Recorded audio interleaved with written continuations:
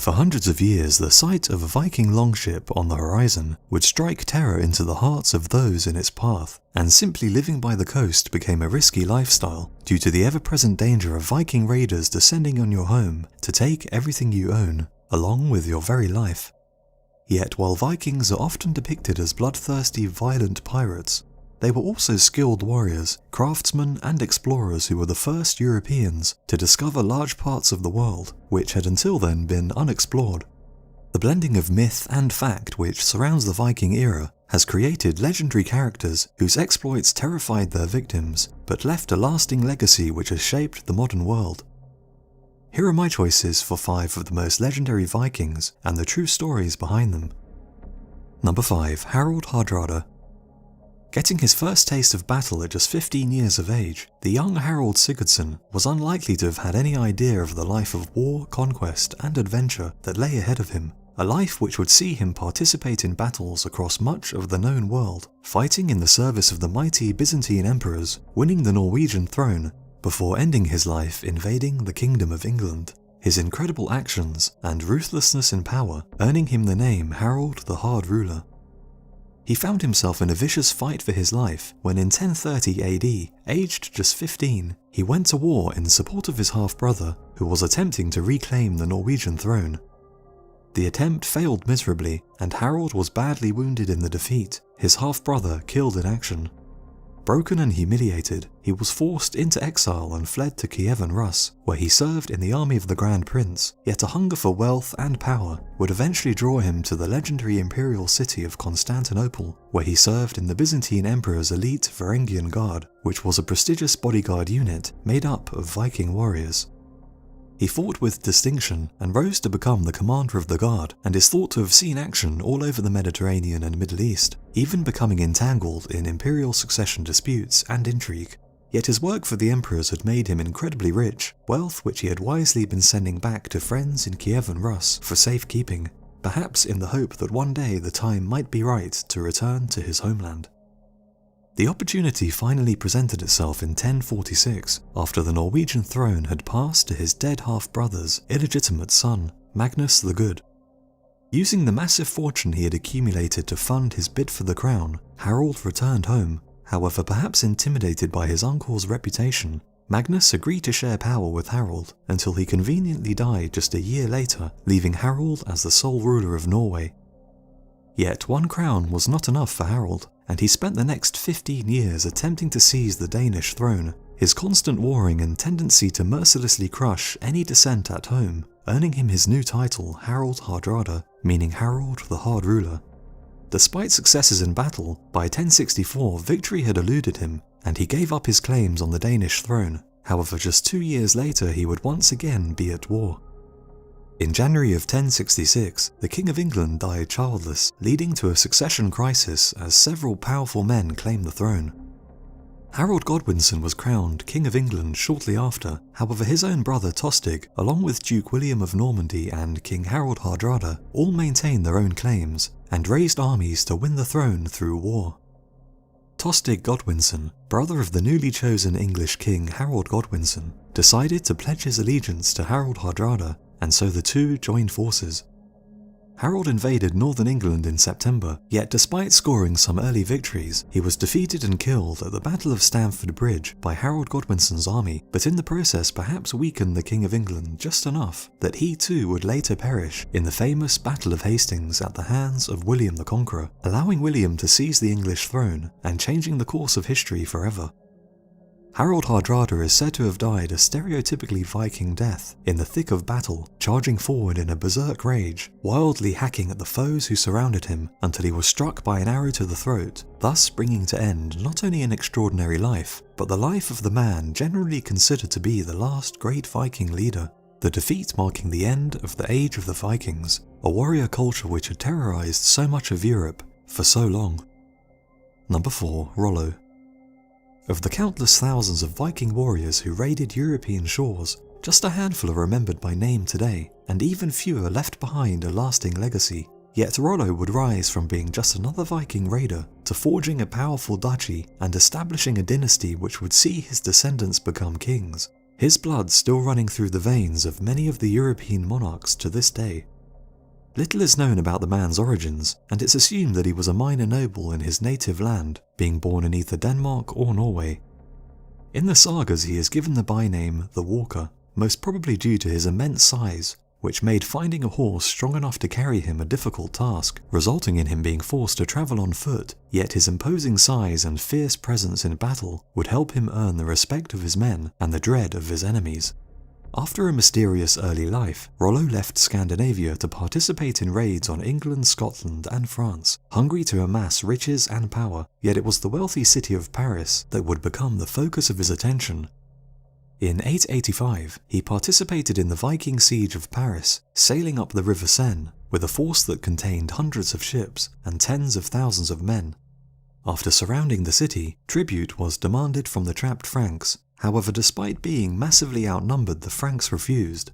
The Vikings launched a furious series of attacks on the city that lasted for days. However, despite siege engines being used, the mighty walls of Paris held. Perhaps frustrated by the lack of progress, many of the Vikings abandoned the main force and decided to head further upriver, searching for easier prey. However, Rollo stayed behind with his men to continue the siege for several months more, until he was finally forced to retreat when the Frankish king Charles the Fat arrived with his imperial army. Yet, after having a taste of the riches France had to offer, Rollo refused to leave and would continue raiding French settlements and towns. The new Frankish king, Charles the Simple, encountered Rollo during another siege. However, despite his name, perhaps he was wise enough to recognize the future threat to his lands that these Northmen presented. Despite defeating Rollo in battle, he was impressed by his leadership as well as the ferocity of the warriors he led, and so decided that Rollo might make for a valuable ally instead of a bitter enemy. The king offered Rollo a great swathe of land to the north of Paris in exchange for ending his raids, swearing fealty to him, and protecting his kingdom against the future Viking raids from his people that were sure to come. Rollo agreed, and his duchy was given the name Normandy, meaning Northman's land. The two men's agreement was sealed by Rollo agreeing to be baptized a Christian and taking the king's daughter as his wife, despite her being perhaps as young as 5 years old at the time. Rollo would prove to be a successful ruler, cementing control over his new lands and laying the foundations for the Duchy of Normandy to become one of France's most powerful regions. His descendants and subjects would become known as the Normans, a people with a formidable reputation who would eventually conquer much of southern Italy and even parts of North Africa and the Middle East. Yet perhaps his most famous relative would be his great-great-great-grandson, William the Conqueror, who would lead a successful invasion of England in 1066 and become king after victory at the Battle of Hastings. It would be through William that Rollo would become a distant ancestor of virtually all modern European monarchies today, as well as many of the claimants to thrones which have long since been abolished. Rollo finally died in 930 AD, and despite having been baptized a Christian, he is said to have died a pagan, with one historian claiming that as he sensed his death was close, he went mad and beheaded 100 Christian prisoners in a final defiant act committed to honor the Viking gods. Number 3. Eric the Red. Most explorers risk their lives voyaging into the unknown on the promise of obtaining fame and fortune, lured by the thrill of discovering uncharted lands and seeing what no other man has seen before. Yet Eric the Red did not have such lofty ambitions, and was instead left with no other choice but to sail west to the icy and unexplored wilderness of Greenland, as his tendency for murdering those who he had disagreements with led to his presence no longer being tolerated in more civilized society. Killing as a method of conflict resolution seems to have been in his blood. Aged just 10, Eric and his family were banished from their native Norway after, according to the sagas, his father committed what is vaguely described as a number of killings, and they were forced to start a new life in northwestern Iceland. Yet it would not be long until Eric followed in his father's footsteps. While working on the land, a group of Eric's slaves accidentally triggered a landslide on his neighbor's farm, which destroyed the man's house. Enraged at the damage, the neighbor slaughtered the slaves responsible for the damage, yet it seems as though Eric took offense to the man killing people who were deemed to be his property. He retaliated by attacking his neighbor, killing him along with another member of the clan. Yet, rather than risk a blood feud, or perhaps doubting their ability to take the ferocious man down in combat, the kinsman of the dead neighbor took the legal route, demanding that he instead be banished. Eric was forced to flee to a nearby island, leaving some sacred beams of wood he had inherited from his father in the care of a friend. However, when he later returned to collect the prized items, his friend refused to hand them over. Eric decided to take them back by force, and in the resulting fight killed the man's 2 sons, along with several other men. Once again, Eric had been involved in bloodshed, and in 982 AD, the local assembly exiled him from Iceland for a period of 3 years. He was now an outlaw in both his native Norway and his adopted home of Iceland. There seemed to be no place left for him in the civilized world, and so he decided to sail to the mysterious and unexplored lands to the west, which other Norse before him had sailed to, but none had dared settle. He spent his 3-year exile charting the coast of Greenland and scouting the ice-covered landmass for suitable locations for farming and hunting, before finally finding an area in the southwest that seemed relatively ice-free. With his exile over, he returned to Iceland with the intention of gathering more men and ships to establish the first permanent settlement, yet he knew he would need to attract as many people as possible to make the venture a success, and so he conjured up stories of a place called Greenland, which seemed far more appealing than the ice-laden reality. Yet this act of marketing worked, luring hundreds of people to follow him across the sea in 986 AD. Eric the Red ended his days as chieftain of a colony, which would eventually grow to hold 5,000 people, yet a history of murder and the foundation of Greenland's first Norse settlement were not his only legacy. His son Leif Erikson would go on to become widely viewed as the first European to explore North America over 500 years before Columbus embarked on his famous voyage to the New World. Number 2. Ragnar Lothbrok. The tales associated with the legendary Norse hero Ragnar Lothbrok vary from being the son of kings, raider of powerful Christian kingdoms, husband to famous shield maidens, looter of Paris, father of famous Viking warlords such as Ivar the Boneless, and even the descendant of Odin, the Norse god of war. Yet are the accounts of Ragnar based upon the exploits of a real man, an amalgamation of several different warriors, or just a made-up myth designed to inspire? According to legend, Ragnar was born the son of Sigurd Ring, who was the king of both Sweden and Denmark, and obtained the byname Lothbrok, which means hairy breeches, due to the animal skin trousers he supposedly wore. Although he is said to have claimed descent from Odin, stories of a ferocious Viking warrior wreaking havoc across 9th century Europe are widespread amongst several different sources, and his name is most closely linked with a series of merciless raids against France and England, which would have made him a wealthy and powerful man. He favoured attacking lightly guarded monasteries, which provided easy but rich pickings, as well as targeting Christians while they were occupied with religious celebrations. Yet he also proved himself to be a formidable warrior and leader, attacking and defeating powerful armies and well-fortified towns, with perhaps his most legendary deed being the capture of Paris in 845. With a fleet of longships, he sailed up the River Seine, looting and plundering as he went, before finally reaching the fabled city of Paris, in the beating heart of France. The French king Charles the Bald, grandson of the mighty Charlemagne, was defeated by Ragnar and Paris fell, with the humiliated king forced to hand over an eye-watering £7,000 of silver to Ragnar in exchange for leaving. Yet, despite amassing such unbelievable levels of wealth, Ragnar's raids against European shorelines continued, earning him powerful enemies. Eventually his luck would run out, and after being shipwrecked on the English coast during a storm, he was captured in Northumbria by King Aelle and executed in a manner which sealed his legendary status. Furious at the raids Ragnar had carried out in his lands, King Aelle dreamt up the most painful and humiliating death he could think of, punishing the upstart Viking by having him thrown into a pit of vipers, the fall breaking his bones and leaving him to be slowly bitten and poisoned to death by the vicious snakes.